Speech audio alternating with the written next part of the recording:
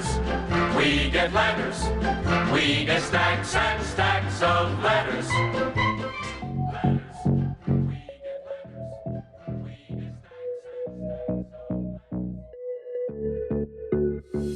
It's Tuesday, December 3rd, 2024, and welcome back to GoodFellows, a Hoover Institution broadcast examining social, economic, political, and geopolitical concerns. I'm Bill Whalen. I'm a Hoover Distinguished Policy Fellow, and I'll be your moderator for the course of the next hour or so, joining in a conversation with the stars of our show, who we jokingly refer to as the GoodFellows. And who are the GoodFellows? That would be the eminent historian, Sir Niall Ferguson, the grumpy economist, John Cochrane, that's the name of his blog, not an editorial comment, and former presidential national security advisor, Lieutenant General H.R. McMaster, Neil, John, and H.R. are Hoover Senior Fellows. Gentlemen, very simple show for you today. We asked our loyal viewers to send in questions, and boy, did they deliver. And I'd like to thank all of you who bothered to write to us. It's a reminder that the show is both international in its scope, and you are a very smart audience. So again, thank you for sending in your questions. If we don't get to your question today, my apologies. Simply just too many questions, too little time. So on with the show, and let's begin with a question from Mark in Northbrook, Illinois, who writes, quote, "I am curious about what's happening in Africa. It seems that the whole continent is being quietly overtaken by China and Russia. Africa presents a major source of potential instability because of mass migration to Europe and Islamist threats, yet there has been very little public discussion about its role in geopolitics now in the near future. I would add that as we're recording, President Biden is in Angola, the first president to visit sub-Saharan Africa in almost a decade.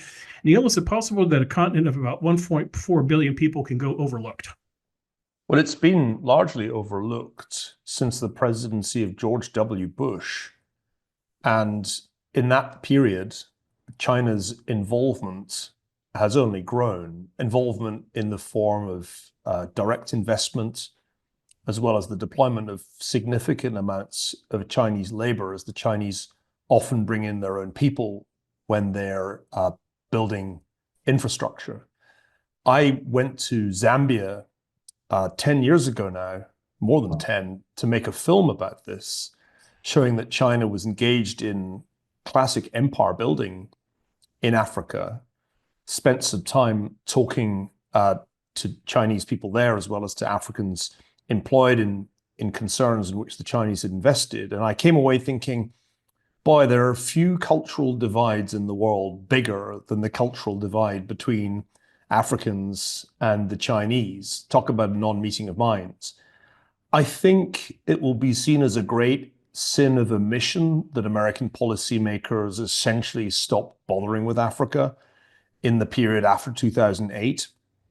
And the question Mark asked goes right to the heart of the matter. Not only have the Chinese been increasing their influence there and acquiring all kinds of assets, resources, as well as harbor infrastructure. At the same time, the Russians have been playing a very malign role. The Wagner Group, which you'll remember from the Prigozhin mutiny fiasco of last year, has become a major player in multiple African states. It is not, of course, a source of stability, but rather the opposite. The number of coups in African countries has gone up in the last 4 years. And we will, I think, reap a whirlwind because, as Mark says, almost all the population growth in the rest of this century will come in Africa, nearly all of it, because it's only in Africa that fertility rates are above replacement. Mm-hmm. And if climate change really is going to have impacts, and we can debate that and have debated it, it's clear that the worst impacts will, in fact, be in sub-Saharan Africa, because it's there that agricultural systems are most fragile, most susceptible to changes in weather. So for all these reasons, we have a growing problem. The burden will be borne by Europe more than North America because the direction of travel for Africans trying to get out of failing states is northwards. But I don't think that's something that we should turn away from because it has implications that extend across the Atlantic too. Well, I'll jump in as the economist. I mean, the Africans certainly don't think Africa's overlooked because they're not overlooking it. They live there. And there's a tendency to be focused on us. I can't say burden anymore. But, our worry for our little geopolitical games or our worries about the climate or our worries about helping the poor little people who live there. Africa is a massively underdeveloped place. I mean, you look at GDP per capita is in the 1,000, 2,000 throughout the place versus 60,000 in the US, and just a gulf. There are some countries that are doing well, that are, taking on sort of the basics of what it does to start growing. There are countries that are doing badly.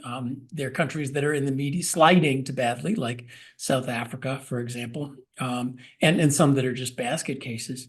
The issue for Africa is develop, join the modern world, which is, we all know what it takes, free markets, rule of law, basic competence in government.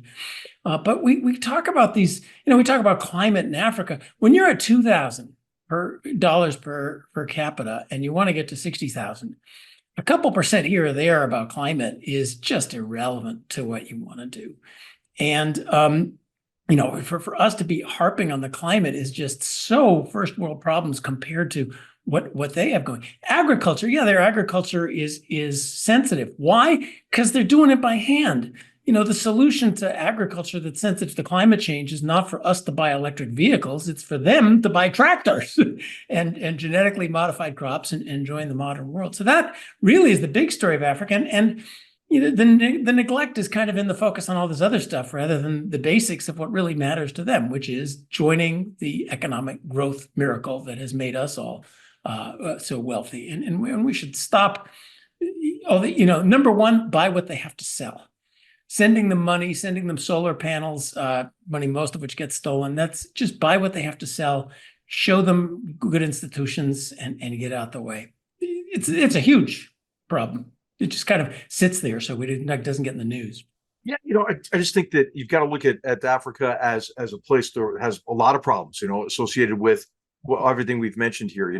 Poor governance, weak governance, the degree to which China and Russia have been able to exploit that weak governance, partnering with those who are willing to commit coups, for example, across the Maghreb, and then the Wagner Group using this as a sort of a profit opportunity in terms of extraction. The degree to which the Chinese have come in there using this kind of 3 C's of co-option, coercion, and concealment.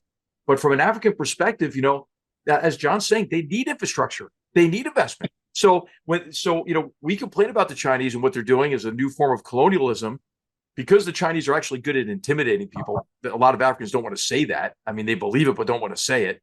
But also they're like, hey, what's the alternative? Do you guys have an alternative for us? So I think, what's really going to be really important, I think, for the Trump administration, I hope will resurrect a program that we've tried to initiate, called Prosper Africa, in which we wanted to incentivize, get off like the old aid model, right? And incentivize investments that actually get the people their return on investments. Neil said, hey, the Chinese come in, with a Chinese bank official with a few duffel bags full of cash and to pay some people off. Then it's Chinese loans that hire Chinese companies and Chinese workers who send their salaries back to China. That's not helping anybody. And then, of course, you have the kind of the extractive model associated with critical supply chains to fuel China's overcapacity in some key areas. Look at what cobalt mining has done in Congo, for example. I was just with a fantastic movie producer named Joe Munga, was visiting here yesterday, and we filmed an episode of Battlegrounds. And what his films have done is kind of captured, the experience of the Congolese people, and part of that story, is the degree to which it's an extremely rich country, but it's a country that is rife with violence, corruption, organized crime, and these external actors who are not helping the situation. So anyway, tremendous promise, as John, I think, would emphasize. What is needed is free market solutions to a huge demand for infrastructure and for energy. And so if you come in and say, hey, we need all solar panels, wind turbines, electric cars, they're going to look at you like, what are you talking about? So what we need is, a free market solution that will meet the vastly increasing energy demand and also reduce man-made carbon emissions, but do it because it's an attractive economic model. The African countries do not have the resources, and the American taxpayers aren't going to pay for it, for us to underwrite inefficient energy sources in Africa. Although, solar panels, Africa's one place where solar panels do make sense. Yeah. If you're in an African village and there's no grid and there's no nothing, actually, it's a pretty good way to start getting on the electricity. But to close this one, Larry Summers tells a great story of talking to an African official who says, When you guys come here, you give us a lecture. When the Chinese come here, they give us an airport. How about an airport, guys? Well, I wrote about this in the War with Ourselves, the roundtable with African leaders is very much along those lines. And they're begging us like, hey, we don't speak English. We don't speak Chinese. Where are you guys? So I think a lot of it is just engagement, but really a lot of private sector engagement is what's necessary. Having been to Africa multiple times, having spent part of my childhood there, married to an African, I think a lot about this stuff. While I agree with everything that John and HR have said, it is extremely difficult to get the Western private sector to commit itself on a large scale to countries that have abysmally failing governance. And that problem exists in the most important African economies. It exists in South Africa, and it exists in Nigeria. And these countries are barely investable because their governance is so defective. What South Africa needs is the equivalent of Javier Milei. Tengo que decírselos de nuevo. No hay plata.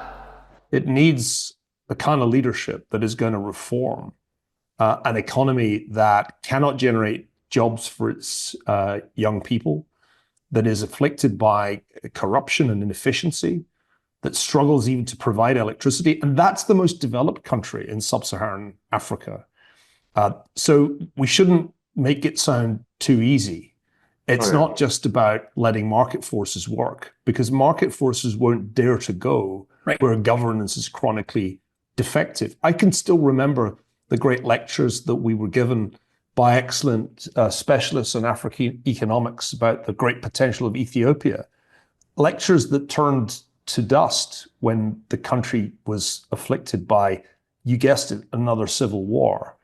I spoke recently to an Ethiopian minister who was optimistic that the security situation had improved and told me an incredibly interesting story about the advances of fintech. And this is the one optimistic note on which I'll end. Technology does create some opportunities for Africa to leapfrog into the 21st century, particularly in finance and payments, where as long as there are phones, there can be basic banking and even more sophisticated forms of financial exchange. So it's not all bleak, but I think anywhere where the government in a typical African state has power, you will get dysfunction that the Chinese are prepared to look away from, but our governments and our firms just can't ignore. A question from Edward in Brigantine, New Jersey, who writes, what does Putin's use of thousands of North Korean troops tell us about the capacity of Russia in economic, military, and socio-political terms to sustain Russia's war effort and the likelihood of a negotiated settlement that does not deliver Putin a victory? HR, you want to take that?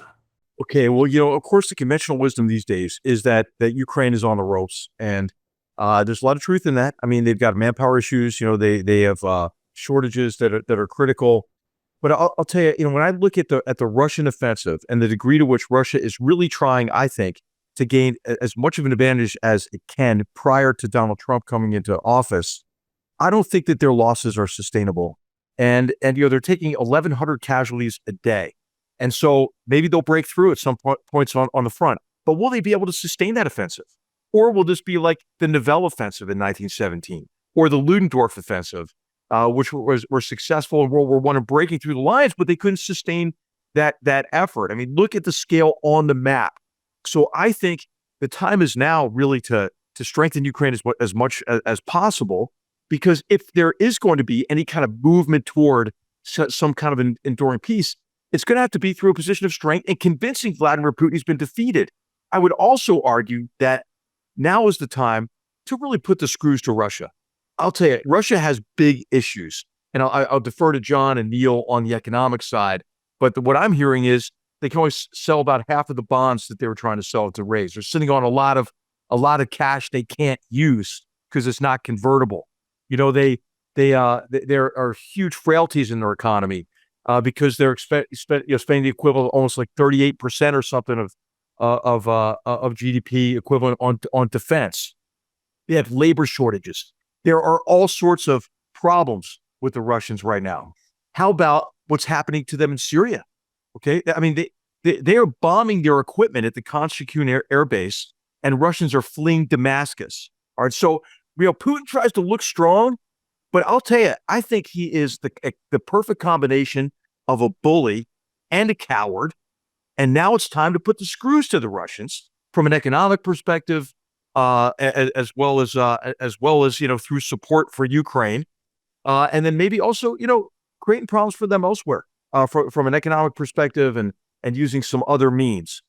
So I'm hoping that that's the attitude that the Trump administration will bring into this, and to recognize, hey, if you want a favorable settlement in Ukraine that doesn't and to prevent the war there from emboldening this axis of aggressors further through the perception of some kind of victory, it's time to pull out the stops and to try to convince Putin that Putin's been defeated. I'll agree. I do see signs that Russia's economy is in real trouble. Of course, World War I analogies, economies can get really, really bad before they fall apart. The Russia in 1917, I think got really, really bad before it fell apart. In Germany, it took a long time before it fell apart. But you never know where you are on that element. Yes, I was overstaying my bounds previously in saying we've never had such an overwhelming military advantage as the West versus Russia has, if we choose to use it. And the same is true economically. If we chose to support Ukraine, we could support Ukraine to the hilt. The economic strength of the United States and just Europe alone, if we want to support Ukraine relative to Russia's economic strength, is just off the charts. So, it's a question of economic will. Yes, secondary sanctions, get serious about not letting them sell oil, except maybe to China, where we don't want to get a war in there. We make stuff hard on the economic end as well as the military end. And I think Trump has got to figure that out. If you want a negotiation, you negotiate from a position of strength. I hope that the inevitability of it finally shows up, but we'll see. Neil? Hey, just one quick thing too, Neil, if you comment on this. I see the North Koreans coming in, and now a Yemeni battalion, right, going into Ukraine as also a sign of strain on Russia. Yes, all this illustrates, doesn't it, how anemic and insufficient the Biden-Harris administration's support for Ukraine has been. At every stage over close to 3 years, they provided just enough weaponry for Ukraine not to lose, never enough for Ukraine to win. When I talk to my Ukrainian friends, the frustration that I hear from their side is really very striking. The former Foreign Minister Dmytro Kuleba gave a great interview to the Financial Times over the weekend, which I highly recommend everybody read, acknowledging what he has long privately thought, that the Biden-Harris strategy was a disaster for Ukraine, not only because of the way that they restrained Ukraine from using weapons that were provided from the West, the Storm Shadow missiles, for example, but because they did that out of fear of quote unquote escalation, which signified their readiness to be intimidated by Vladimir Putin's threats to use nuclear weapons, threats which I think became a bluff the minute the Chinese said that no nukes could be used. The Chinese, after all, are key here. Without Chinese economic support, which increasingly includes the provision of military hardware, this would not have been a sustainable war for Putin. The fact that the Russians have been taking such heavy casualties in their current wave of offensives tells you his desperation to try to get whatever he can before Donald Trump is sworn into the White House. It is widely misunderstood in the world that Biden has been good for Ukraine and Trump would be bad. The opposite is true. It was Biden who failed to deter Putin in 2021. And the reason the Russians are throwing bodies at the front line right now is they know that from January 20th, they will be under real pressure to negotiate an end to this war. And it's not going to be on their terms. I think that's pretty obvious from things that have been said. I noticed the appointment of General Kellogg to a role is an important sign that the Trump administration is not about to hand Ukraine on a plate to Putin. But yeah, I think that's a great question to ask. It should make us reflect on how badly this has been managed and how many lives have been lost and how much destruction has been wreaked on Ukraine because of a US administration's failure to understand the basics of deterrence. Let's turn our attention to East Asia. A question from Lyman in Taipei, Taiwan. And Sir Niall, I want you to answer this. He writes, in 2024, the Taiwan real estate market is up 10%. The Taiwan stock market is up over 20%. Flights from Taiwan to mainland China are packed. China is Taiwan's largest trade partner. The DDP candidate was elected president. There are war games on a bi-monthly basis by the Chinese in the area surrounding Taiwan, but the Taiwanese people seem to yawn and keep going on about their business. Is this whole concern about Taiwan a giant nothing burger? Do analysts in the US and Europe know China better somehow than the Taiwanese? Someone seems to be wrong in their analysis. Who is it? Sir Niall? Well, it's not the first time in history that there's been a disconnect between popular and market perceptions and strategic realities. I wrote a paper many years ago now about the approach of war in 1914, noting that it was entirely missed by general public and by investors in all the major stock markets, who only really noticed that something was up when the war had more or less begun. So let's not infer from popular insouciance in Taiwan that everything is fine, because it's not. And here Matt Pottinger and others who've written on the subject are onto an extremely important point. I'm sure HR will agree with me on this, and maybe John too. Xi Jinping said all along that the reason that he wanted an extension of his term in office beyond the standard 2 terms was that he had to bring Taiwan under Beijing's control. That was supposed to be the capstone achievement. I don't think he's changed his mind about that, judging by the way the Chinese army and navy regularly practice action against Taiwan, including a blockade. Any kind of disruption of passenger and trade traffic in and out of Taiwan would be a huge and disruptive move by China. I don't think they're rehearsing it just for fun.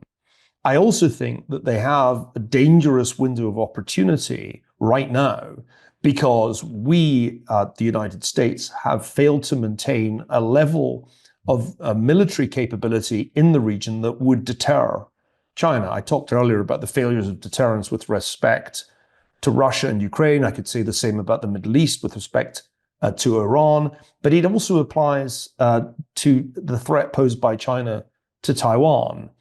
Anybody who pays close attention to war games, insofar as their public, knows just how dangerous a Taiwan crisis would be. I've been talking for years about the fact that it would be like the Cuban Missile Crisis in the first Cold War, only with the roles reversed, because we, the United States, would have to take the kind of naval action that Nikita Khrushchev had to take when the US imposed a quarantine on Cuba. So while life goes on in Taiwan in a cheerful way, it was pretty cheerful in Europe in the summer of 1914 too. That should not lead those of us who think about these strategic questions to be complacent. On the contrary, we're in a very dangerous moment. Bill Burns said, I think on 2 separate occasions last year, and he's the director of Central Intelligence, so he should know, that Xi Jinping has told the Chinese military to be ready for war in 2027. This is a big issue for the incoming Trump administration. Have they got it in them to reestablish deterrence before Xi Jinping is tempted to take a huge gamble that would have the potential to start World War III? Yeah, I would just say that it is an extraordinarily dangerous period, I believe, because tensions are increasing not only with China over Taiwan and more broadly across the Indo-Pacific region associated with the China's laying claim to the South China Sea or the direct threats against Japan, which have been recent, but also because tensions are increasing with this axis of aggressors more broadly. And this is what I think is really, really important, is to understand better the connections, right, between these various conflicts, in Ukraine, across the Middle East, and in the Indo-Pacific. It should be quite obvious to us now, right, as North Korean and Yemeni troops are fighting in Ukraine, but there are all sorts of other interconnected aspects of these conflicts. And increasingly, this competition is taking on an economic dimension as well. I believe we have just entered into an economic war. And it has happened because we recognize the degree to which these axis of aggressors are relying on one another, circumventing sanctions and so forth. But China's ability, in particular, to gain control of critical supply chains that it could use, for coercive power. You see that with just a recent announcement of China restricting exports of gallium and germanium and antimony and super hard metals. That's economic warfare that we're in the middle of right now. And it was in reaction in part to some of our export restrictions. And, I think what's really important in terms of, the viewer's question, hey, is this really something to be concerned about, is to look at the very concrete preparations that China's been taking. The massive buildup of their military, including an invasion force oriented at Taiwan, but especially the range of capabilities to keep the United States at bay, right? Long-range weapon systems, counter-satellite, tiered and layered air defense, electromagnetic warfare, drones and swarm drone capabilities, but also the strategic capabilities they've been developing. Look at the whole volt range of cyber attacks against our infrastructure. What is that for? What are those latent capabilities in our communications infrastructure? It's to take us down if they want to. And they're building up their strategic nuclear forces by 400%. Hey, I think it's time to be alarmed. And as Neil is suggesting, ask why we have been unable to deter conflict in Ukraine, for example, and what more we must do now with a great deal of urgency, I believe, to deter these conflicts that have already cascaded from Europe and the Middle East from cascading further, and including the looming crises in the Indo-Pacific. Well, so let me take economics. The original question, which I thought was great, is why is everyone ignoring this in Taiwan? And as Neil took a military historical analogy, I'll use a financial analogy. Every financial crisis, people are in there right up till the end. And you ask, there's a bubble on, but I think it's going to go up a little more before it finally goes boom. And then, after the fact, but we've been worrying about sovereign debt. Neil and I are, sovereign debt's a problem. Sovereign debt's a problem. We're like the guys with the sign saying the world's about to end, and the bond traders going, yeah, and they make a ton of money. If we'd been short all this time, we'd be poor. Eventually, it's got to blow up, and that's the way of the world. And I think also because there are many ways this could play out, that while disastrous for Taiwan's political freedom, could be not so bad for many businesses. A blockade that ends up integrating Taiwan into China without destroying a lot of stuff, they'll lose their freedom, but they'll make a lot of money. And it's not clear exactly how much that's going to cost them. But I really want to challenge. This is the central thing we've been discussing on GoodFellows for over a year. Are we with China fighting an economic war, or are we using economics to deter a war? Do we want to do stuff that hurts us but hurts them more? Or do we want to show them the advantages of staying integrated with us and how much it will cost them if they go to full-on economic or in military war? And I worry that we're sliding into fighting a war, which can be damaging them, but really lowers the deterrent value to them of economic ties against military aggression. Yeah, I think, John, I think that's the key question, but we're going to keep at it too. Yeah, I mean, I keep thinking about this kind of, the three criteria, for using tools of economic statecraft. One would be to impede China's ability to gain a differential advantage over us militarily. And this would involve, a whole range of actions, including export controls, but just stopping, kind of the transfer of critical technologies and intellectual property by combating, cyber espionage, forced transfer of that technology associated with kind of the joint venture approach that China takes. The second key area would be to don't help them, perfect their technologically enabled Orwellian police state, with investments and so forth, and companies like Hikvision or SenseTime, and then finally, don't compromise the long-term viability of our own economy, right, and economic strength in exchange for short-term profits, which we've done in many, many cases, by, with false promises of access to the Chinese market or cheap manufacturing there and so forth. And then U.S. companies get run out of business. I mean, how many times does that have to happen? So I think what's critical is, hey, Xi Jinping is trying to decouple on his own terms. The generation of this kind of dual circulation economy, an effort to get an iron grip on critical supply chains so he could use them for coercive purposes.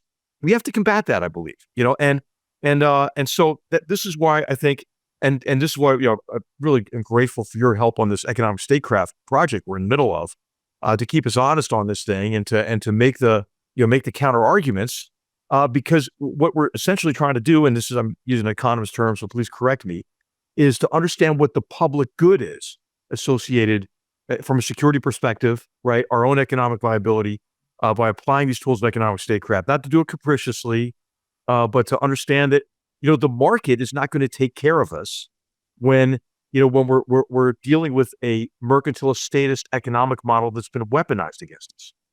Well, let me just do three concrete ones before we move on and before this turns into the John and HR. Hey, we haven't done this for a while. This is good. But so exports, they put in some export controls on raw materials. Oh my God, we're export controlling on high tech, they're export controlling on raw materials. We got all the raw materials in the world you want. Just, reform the Environmental Quality Act so we can actually dig them out of the damn ground. And we have all we were just talking about Africa. There are raw materials all over the place in Africa. It is very, very weak of them to try to control us with raw material export. They're just exploiting our own unwillingness to offer permits. Technology. Actually, wouldn't you rather that they were dependent on us for high technology and we were the ones putting little switches in where we could make the whole thing blow up if we want to? Decoupling has its disadvantages. And similarly, trade. China's a very trade. You keep using this word overcapacity, which is meaningless in economics, but they are very dependent on trade. So if we cut off trade, we lose that one big bargaining chip that, hey, you guys, you invade Taiwan, you're going to be really in trouble because trade gets cut off. You cut it off ahead of time and you've lost that whole bargaining chip. So those are three practical ones, and we'll keep on this big question. Is it economic warfare now or deterrence? Do we want to use economics to deter them from military warfare? Let us shift from geopolitics to economics. John, two questions rolled into one. We have a question from Janine in Melbourne, Australia, who asks, how successful has Javier Milei been in Argentina? And what could the Trump administration thinking Doge learn from this? And then Tim in Latvia writes, John, as an economist, how do you answer petitions from those on the left for the U.S. to follow the Nordic model of social democracies? What do they get wrong and what do they get right? Oh boy, let's be short on this one. Milei, there's a political question. How strong is he? How is he able to get this going through Argentina? How's he going to do in the elections to get congressional support and so forth? But inflation's down to 2% a month. The guy is throwing out regulation after regulation. It's having the effects it should have. It hasn't been. It is possible for this stuff to have even better effects even quicker, but that all depends on how long people think it's going to last. So he's doing great, and I wish him well. The Nordic model is an interesting question. The Nordic model is not your Bernie Sanders model of socialism anymore. The Nordic countries are pretty hard-hearted about incentives. They have a welfare state, and they have pretty high taxes to support the welfare state, but they are ahead of us on many freedom of doing business, rule of law, ability to start companies sorts of measures. They understand you got to let the golden goose eat in order if you want to collect her eggs. Now, the high taxes, there's a lot of disincentives there. People don't work that hard because they know that it's all going to get taxed away. Their income per capita is, I don't know, I don't have the numbers, like 20, 30% below ours, just like the rest of well-run Northern Europe. So it's an interesting different model, but it's not a panacea either the left or the right. I'll just give you one example. Denmark, before you get any social benefits, you have to spend down all your assets. It's pretty hard-hearted, eh? Well, if you're going to have a welfare state, you got to control the incentives. They're willing to do that in ways we aren't. So it bears a look, but it's not all perfect over there. Can I just say to Janine of Melbourne that I'm hurt that you directed your question about Argentina to John and not to me. I was one of the first people in the Northern Hemisphere to say Milei was going to win the Argentine election. I was an early adopter. Indeed, many of my Argentine friends were skeptical. But as someone who began his career studying problems of hyperinflation, I knew that Argentina had crossed a threshold when inflation reached above 200% annually. Then people were ready for radical solutions. And I do think Milei's approach is a very good illustration of what can be done if you understand the work of Tom Sargent. And it was a famous article back from the early 80s, The Ends of Four Big Inflations, in which Sargent set out his idea of a regime change in the sense of a change in the entire economic policy regime as something that is prerequisite for ending periods of very high inflation. It's not enough just to tweak monetary policy. You have to have a fiscal approach as well, and you have to have a supply side approach too. And what's fascinating about Milei is as if he really does understand that, and he went at the problems in the boldest way possible. Fiscal tightening, which most people said would lead to his deep unpopularity, hasn't happened. 5% of GDP tightening, his popularity is as strong as it was the day he was sworn in. Real supply side changes, for example, gets rid of rent control in Buenos Aires. Bingo, overnight, you actually have a recovery in that sector of the economy. And rents go down. And rents go down because supply comes on. The last thing Milei has to resolve is the legacy of exchange controls on the currency, which is really the final piece in the regime change. But he has done so much better than the pundits, particularly the fake experts on Argentina like Joe Stiglitz predicted, that we should all raise a glass to Milei and be glad that he met with Elon Musk in Mar-a-Lago just after the election, because the Department of Government Efficiency needs to take a leaf out of Milei's book. The chainsaw that Milei wielded, not just metaphorically, but literally, when he was explaining what he was going to do to the bloated Argentine public sector, he should lend Elon and Vivek. We need that chainsaw in Washington, D.C. Could I just add quickly, because I didn't do a good enough job on Milei, even if he's get kicked out of office tomorrow, think what we've just been through. A libertarian can get elected president in Argentina, and he can stay in power with popular support for a clear program of lower taxes, low inflation, low government spending, clean up the regulation, open the borders. This is just remarkable. This is possible. Nobody thought it was possible in Argentina. Nobody thinks it's possible in the US, but what happened in Argentina can happen in the US, both good and bad. So since Sunil mentioned Mar-a-Lago, HR question from Michael in Plymouth, Massachusetts, who asked, I'm confident that Donald Trump could not walk into a typical American high school classroom and lead an informed and engaging lesson on the Declaration, Constitution, and Bill of Rights. He lacks a fundamental historical knowledge and personal humility. Does that not matter? Well, it didn't matter to the people who voted for him, right? So, I mean, who am I to question the American people who elected President Trump? And, the president doesn't need to be an expert on all this, but he does need to have been curious about it, and this is, there's a great essay by Mark Halperin in the Claremont Review of Books years ago about presidential character and especially, kind of the president's familiarity with, with obviously our founding documents, the Constitution, but also just how to get things done. And so what President Trump on the positive side, I guess, he has been president for 4 years. What has he learned? I think, he had to learn something. Some people can be skeptical. Hey, somebody that age, do they really learn it? Well, of course people learn. And I hope what he's learned is what it takes to get things done and how important it is, for him to build a team that can work effectively together. He was not a very good organizational leader, I would say. So, not going back into like January 6th, and does he really understand his Article 2 authorities and the limitations associated with them and separation of powers and so forth?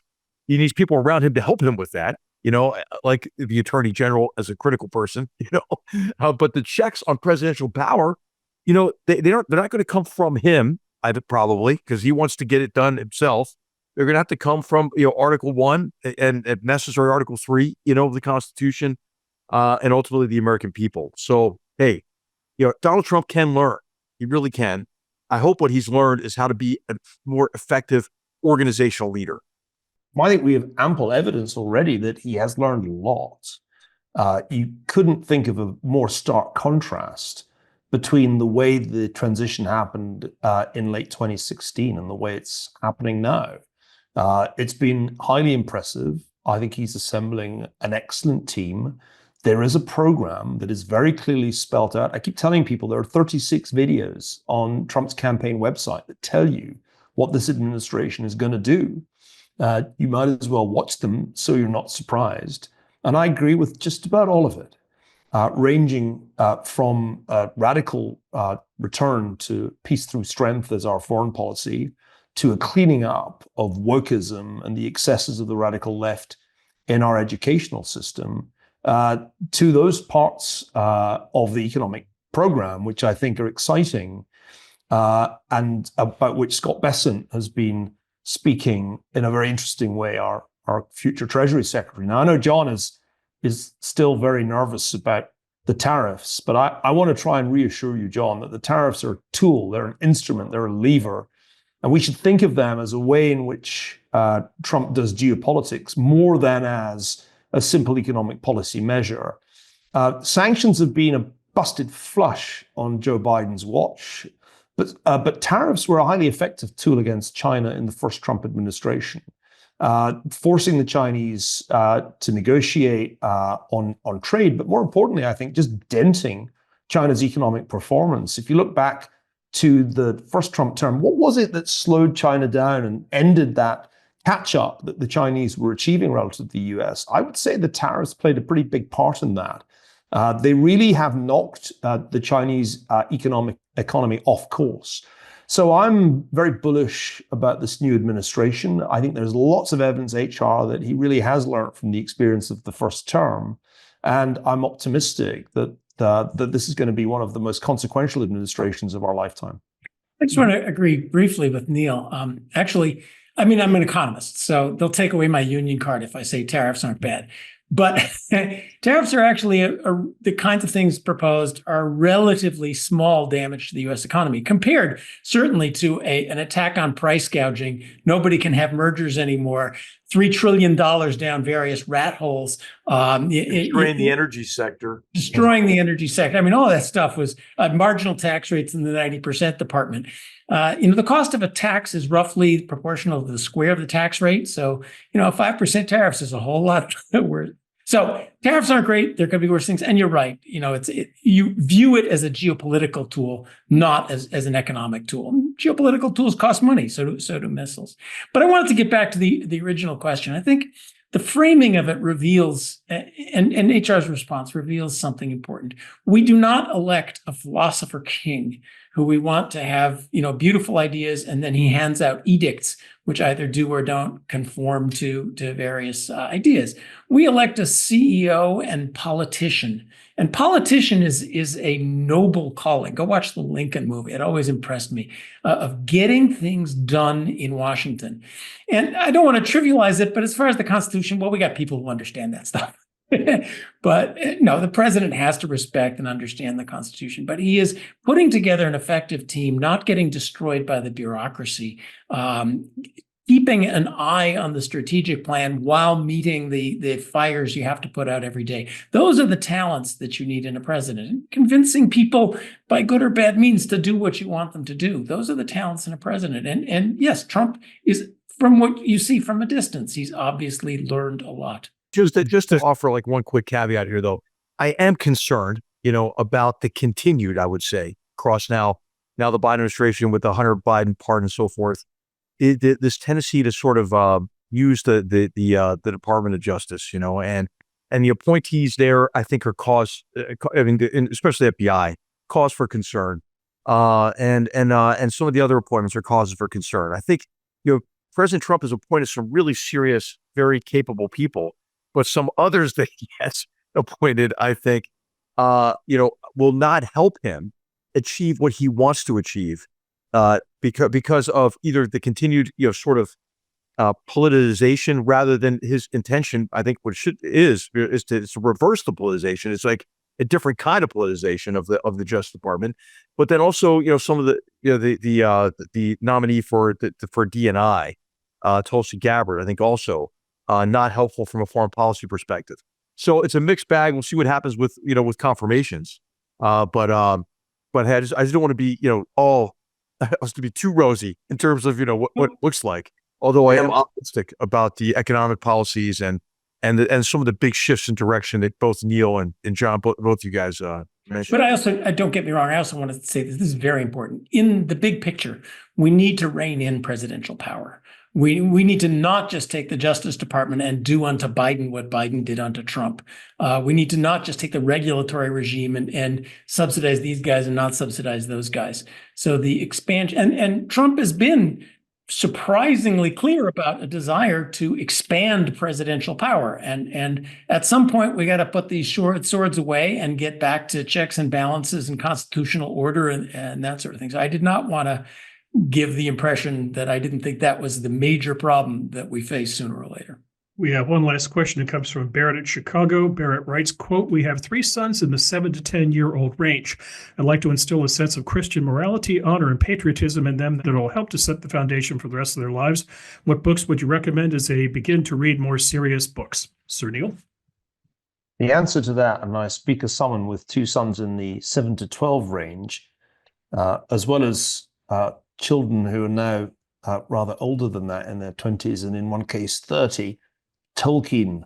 First The Hobbit, and then The Lord of the Rings. Now, you'll find that surprising because, of course, Tolkien was an Englishman and doesn't explicitly write about Christianity or nationalism. But if one reads those books carefully, one realizes that the message is a universal one.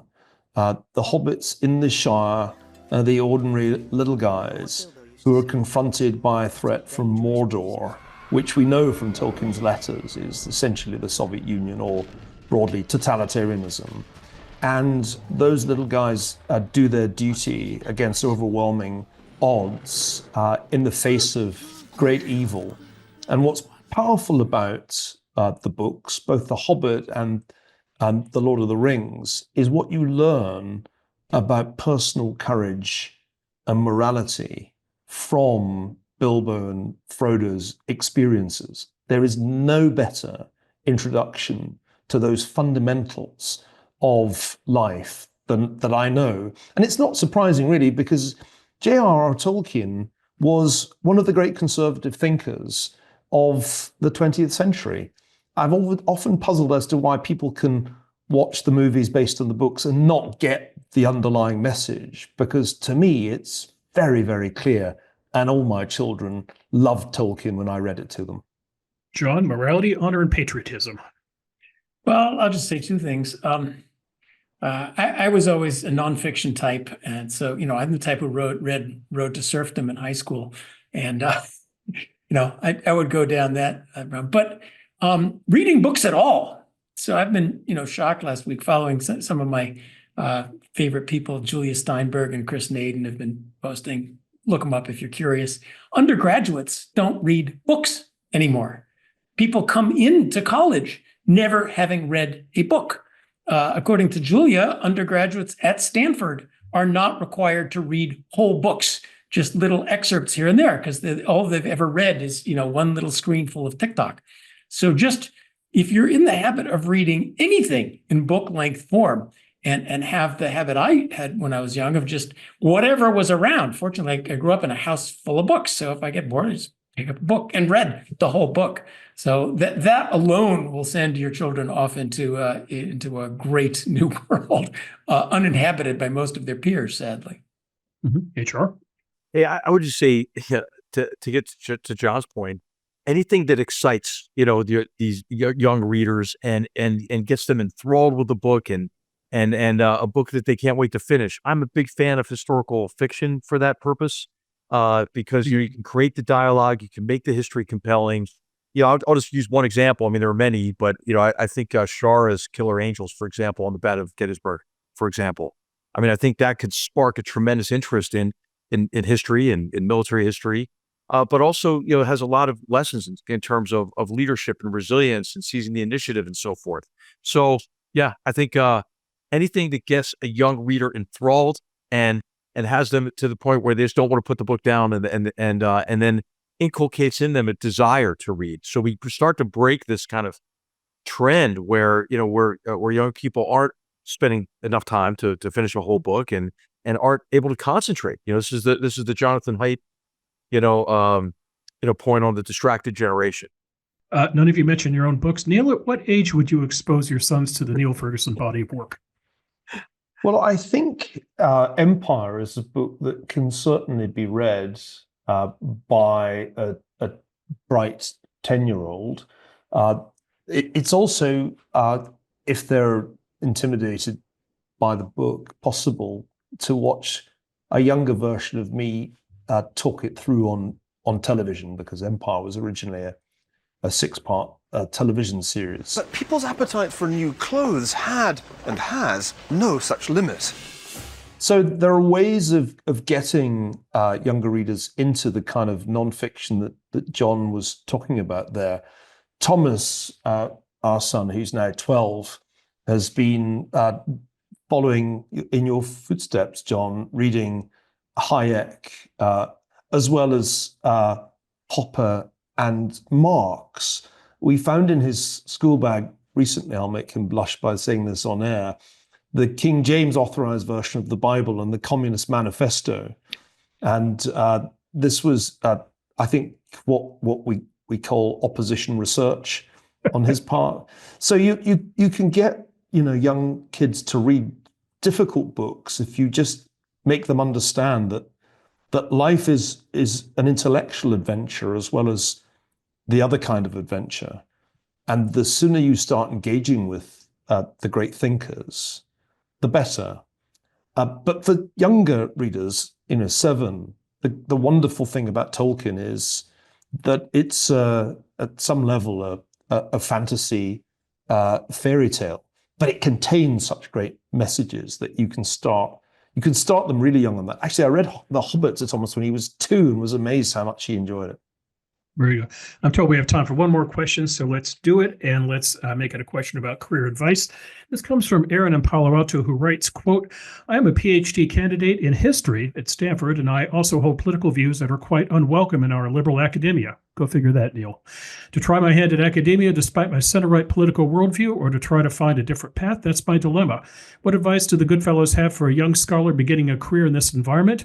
What do you think you would do if you were finishing up your degrees today? 10 years ago, maybe even 5 years ago, I'd have said, don't even think about an academic career. I think things have changed. I think what's exciting is that there are new institutions springing up in the United States, predominantly in southern states, that are not captured by the progressive political forces that have done so much damage to our established institutions. I'm thinking not only of the University of Austin, where I've been a founder, but also the Hamilton Center, to name just one of a number of new institutions. There are career paths opening up. And I think that, to be honest with you, the election of Donald Trump on November 5th will give a considerable tailwind to the effort to depoliticize academic and indeed educational life in America. So I think one just has to recognize that the career path may not lead you to Harvard, Yale, Princeton, or for that matter, Stanford in the near future. Career path may take you southwards, perhaps to Texas, perhaps to Florida. But yeah, there are now paths which I don't think were really there 10 years ago. And John, he writes as a historian. Does this also apply to economists? Yeah. So the career path is difficult these days.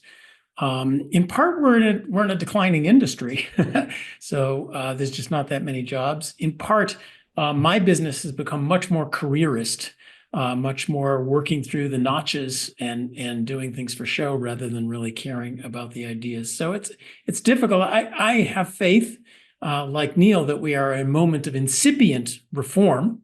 But it's still incipient. And, right now, maybe 5 years from now, it'll be a great opening. But right now is a very difficult time. And these institutions, the new ones maybe are going to do okay, but the old ones are going to be under a big turmoil of reform.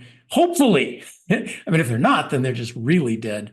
But I do agree there are other ways to do it. I notice all the history books. I meant to put in a plug for reading history, because there was lots of history books sitting around my house when I was young, and that's actually a great place to start, thinking about how do people make decisions, how are people's worldviews different from other things. But there's still plenty of demand for history books, and all the reviews of the interesting history books I read, the author is independent historian.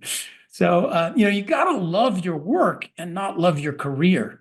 And sort of saying career path, kind of says, well, I want to get assistant professor here and postdoc there and published in this and published in that, that's going to be very depressing these days. But you have to find a way to love it and love your work. And I think there's other ways, other institutions that allow you to do that. Maybe the military still hires historians who want to know what dead white men did and who won battles and why, which is what people seem to want to read books about. HR, give you the last word. Yeah, I would just say do good history, and base your history on archival research and then, who's going to take exception to it if your analysis is grounded in the evidence, and I would say, when I was in graduate school, and this course some time ago now in the 90s, but I had a really great experience, and I know that members of my dissertation committee did not, share about. I mean, nobody knew my political views. I was an active duty Army officer, but it didn't really affect their evaluation of the research and the writing that I was doing on why Vietnam became an American war. One of my great members of my committee was Professor Michael Hunt, who I'm sure had much different political views than I did, but it didn't matter. He was just a fantastic historian, a fantastic person. And so I hope that our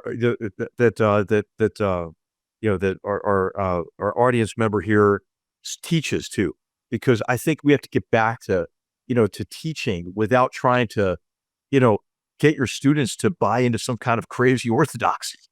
Just teach history, and help them ask the right questions and consider a broad range of views and interpretations. And that's what we should all be doing in the academy.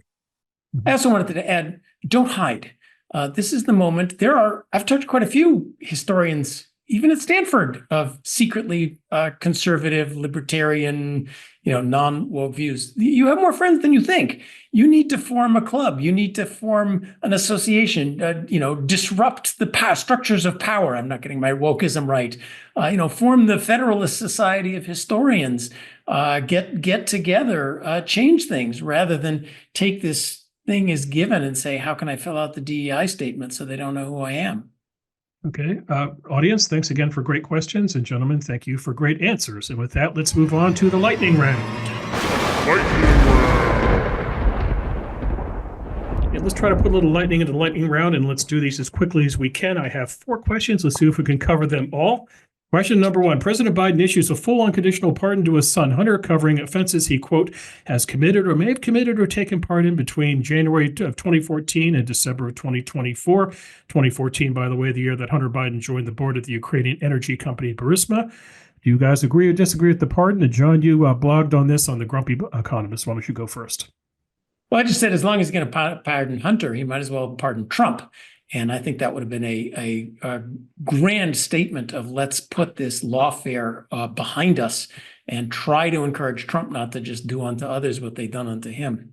The pardon itself, how much more do we have to say about this? The fact of pardoning things that he wasn't even charged with leads to a grand suspicion of just what does Biden know about what he actually did that he's trying to cover up. I mean, the stench of 10% for the big guy is still out there. And now Hunter doesn't have even Fifth Amendment protection against testifying. So I don't think it's going to even stop things, as well as just destroying one last chance for legacy. I mean, if he had pardoned Trump and said, we got to stop this, legacy, this just, you go out with that smell in the air. HR? Yeah, I just worry more than anything else, whether, it's right or wrong or whatever. I mean, it's, the lack of confidence in institutions, and the sapping of confidence in our institutions as a result of this, and especially in consideration of the degree to which President Biden and his spokespeople had been so adamant, about this isn't going to happen, So I just think that we're at a time now where to strengthen our country, we need to bolster our confidence in our democratic institutions and processes. And this is just kind of another body blow to that confidence. Neil, does this get any traction in the UK? Because it seems to me your country has a lot going on politically these days. Yeah, a lot going on that somewhat distracts people from the Biden pardon. I'll simply say that if it's morning in Donald Trump's America, it's twilight in Keir Starmer's Britain, where the most basic freedoms seem to be under threat, the freedom of speech in particular. But I think anybody paying attention to American politics in the UK right now has to be struck by the just mind-blowing hypocrisy of this decision. If there were any shreds left of Biden's reputation, they were blown away by this decision. We have tit for tat lawfare escalating. Someone's got to stop it, and this is just one more tit in the tit for tat. I really worry about, I mean, look at countries that go through this, right? So there's been news in South Korea, recently about maybe martial law, maybe not martial law. That's in part, because of the way that they've weaponized justice. I mean, when there's a change of government in South Korea, get your lawyer, because they're going to come after you. I mean, so we don't want that. We can't have it, and it's just destructive. And yeah. I mean, and there's a huge reason we don't want it, because if you lose an election, and that means you're criminally prosecuted, you lose your business, your cronies lose their business, you go to jail, you do everything in your power to not lose an election. And democracy and freedom is about the ability to lose an election. Okay. Second question, gentlemen. The latest of Syria's long-running civil war has the rebel group Hayat Tahrir al-Sham seizing the city of Aleppo, which is Syria's second largest city. Whom to root for in this struggle, Neil? Well, certainly not for al-Assad, whose monstrous regime has inflicted almost uncountable misery on the Syrian people. Anybody who understands the Syrian civil war and all its complexity should get a PhD on the spot, because there are factions within factions. I think it's one of the wars in which there really are no good guys, or at least precious few. And the thing that's interesting to me about the recent development is that it exposes the weakness of the Russian government's grand strategy, because part of that grand strategy was to become influential players in the Middle East again for the first time since they were run out of the region in the 1970s.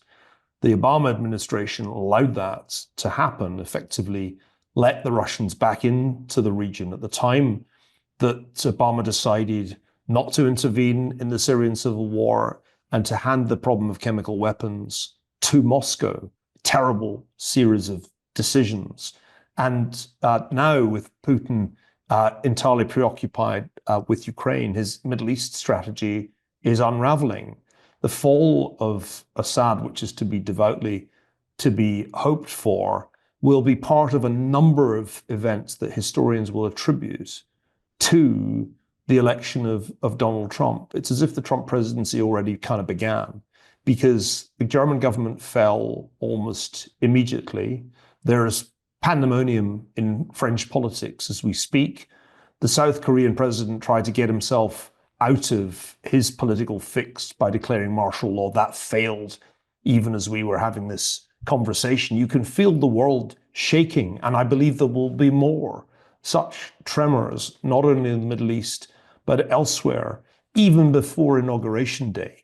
We live in historic times, and the fall of Aleppo is just one of the many historic events that will follow from November 5th. Mm-hmm. I just say, hey, now it's time to press the advantage. I mean, the Assad regime has been weak. The Russian presence in Syria has been weak. I think it's time for us to recognize that this mantra that Neil was highlighting earlier of de-escalation, right, and escalation management has been self-defeating. I mean, look at what's happening, more broadly. We talked about the frailties in Russia, the degree to which Russia is in a very difficult position, even though Ukraine's in a difficult position too. But also consider now the collapse of the Assad regime. It could happen. It could happen, I think, pretty quickly. They're not getting Aleppo back. The Russians are now bombing the Khan Shaykhun air base to destroy some of their equipment. They're fleeing, Damascus. So I think, consider that in light of what Israel's been able to accomplish against Hamas and against especially Hezbollah, and against Hezbollah in Syria, which was one of the key proxies propping up Assad. Now is the time to press the advantage. Hey, by the way, too, remember, Israel just flew squadrons of aircraft in laps around Tehran, and the Iranians couldn't do a damn thing about it. So, what I think is is that we forget the don't part of don't take counsel of our fears. And when we encounter, as we're encountering this axis of aggressors, we are in a position of relative strength. That doesn't mean we should use military power capriciously or so, but we should stop this mantra of escalation management and recognize that there's a tremendous opportunity to seize the initiative over this axis of aggressors and to begin to forge an outcome consistent with the interests of the United States, Israel, our Gulf friends, and so I just think now's the time to do what we need to do, not only from a military perspective, but an economic perspective as well, to take advantage of what I think is a really fundamentally shifting strategic situation for the axis of aggressors. I think it's beginning in Syria. Well, I would just add, ISIS versus Assad, pox on both your houses, and better than none of them wins. I would add the immense sadness, the hundreds of thousands who have died in Syria, while U.S. protesters on U.S. college campuses seem to take no notice whatsoever. And I mean, Assad's killed 600,000, John. 600,000. Thank you. I didn't want to quote a number that was wrong. 600,000 chemical warfare attacks. When Russia bombs, they don't they don't drop leaflets or send text messages. They just kill whoever's around. It's immensely sad. It reinforces the increasing sense I get of sort of like before an earthquake, there's rumblings. There's little bits of chaos all around the world that only if you read the third and fourth pages of the newspapers do you get a sense of. While the U.S. sleeps between administrations, which is a very dangerous time. It does, Israel, I'm very curious about, and maybe you guys have a comment on this. Why did they have a ceasefire rather than victory here? It seems like a time when mow the grass is not a long-run strategy, because we don't want Syria going on and on like this is not a good outcome. Yeah, I'll just say quickly two things, and Neil, I'd like to hear what you think about it. First, the Israelis don't want to be mired, in southern Lebanon, perpetually. They have gained clearly the upper hand against Hezbollah, and the main thing is this ceasefire allows them to take continued military action against any effort on the part of Hezbollah to reestablish infrastructure in southern Lebanon. So it's a ceasefire, but it is a ceasefire on terms favorable to the Why not destroy Hezbollah, end Hezbollah as a political force in Lebanon, have a Lebanon that doesn't have a Hezbollah in it? That seems like a much better deal for Israel. And I'm kind of with questions about Syria, but the same sort of thing is, do we really want a Syria divided up between armed crazies as opposed to something more coherent?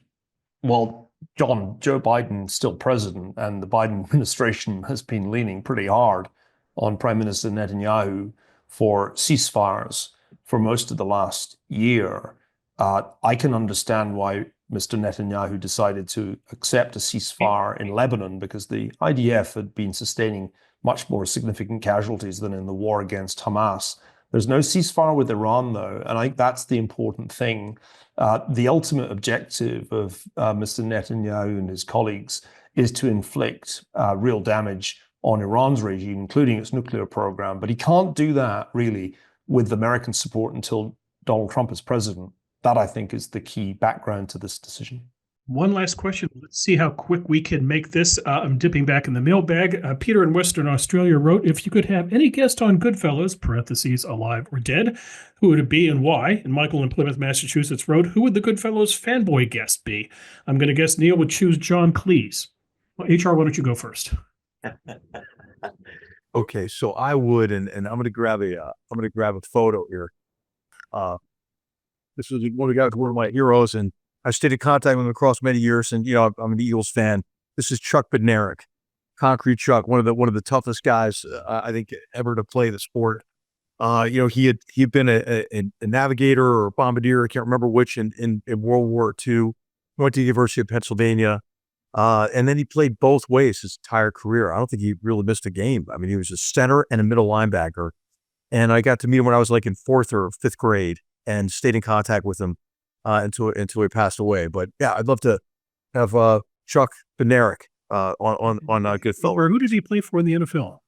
The Eagles. The Eagles, of course. He's the guy who kind of famously ended Frank Gifford's career with that monster hit. Yes. In the playoff game, 1960. Yeah. Okay, John, pick a guest. Any guest? I'm allowed dead or alive? Yeah. I have this continuing fantasy. I would love to bring back one of the founding fathers, maybe Adams, maybe Franklin, and say, look at what happened here.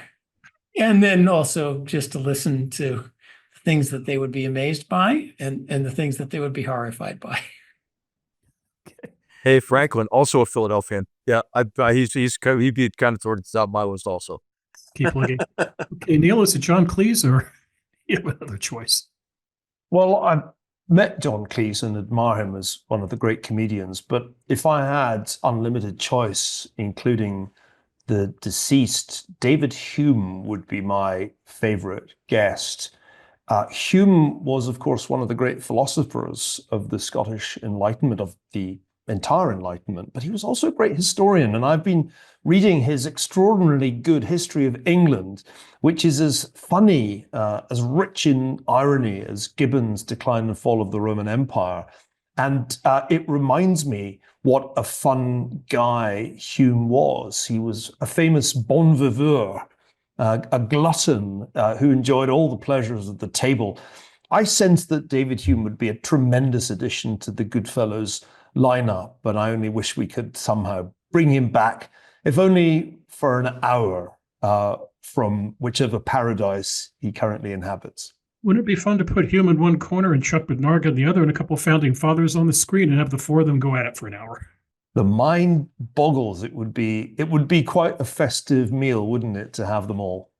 And let's end on that festive note. Gentlemen, thank you for a great conversation today. A viewer's note, we'll have one more installment of Goodfellows before the year ends. We're recording just before Christmas. We'll drop right before the holiday. Our guest is going to be Kim Strassel. She is a Potomac Watch columnist for the Wall Street Journal, so you don't want to miss that. So again, look for that shortly before Christmas. On behalf of the Goodfellows, Niall Ferguson, H.R. McMaster, John Cochrane, all of us here at the Hoover Institution, we hope you enjoyed the show. We thank you for your continued patronage, and we look forward to seeing you again very soon. Till then, take care. Thanks for watching.